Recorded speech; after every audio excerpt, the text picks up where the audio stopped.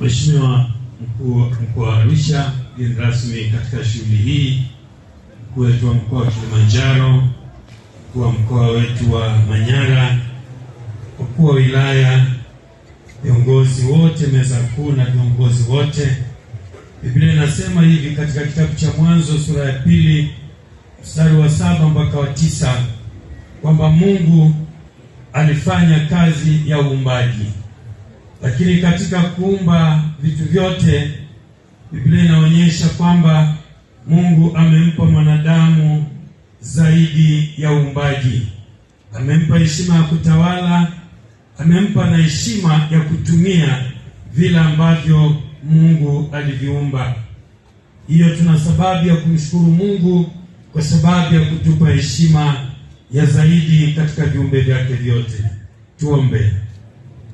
Baba yetu na Mungu wetu, katika jina la Yesu, asante kwa sababu ya kazi yako ya uumbaji ambao umeumba vitu vingine vyote, lakini mwanadamu ukampa kitu cha zaidi kati ya vyote ambavyo umeviumba. Mungu wetu, tunakushukuru.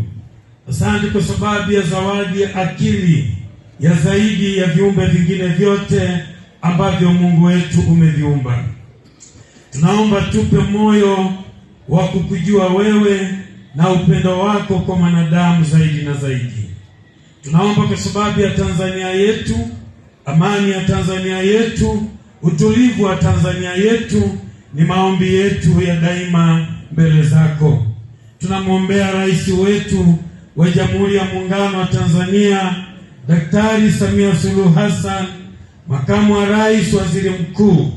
Tunaomba kwa sababu ya muhimili wa bunge, tunaomba kwa sababu ya muhimili wa mahakama. Lakini Bwana, tunaomba kwa sababu ya wasaidizi wa Mheshimiwa Rais, wakuu wa mikoa, wakuu wa wilaya na vyombo vya ulinzi na usalama. Tunaviombea vyote kwamba vikiwa mikononi mwako vitakuwa katika mikono salama. Hatuachi kuomba kwa sababu ya hali ya hewa ya nchi yetu ya Tanzania.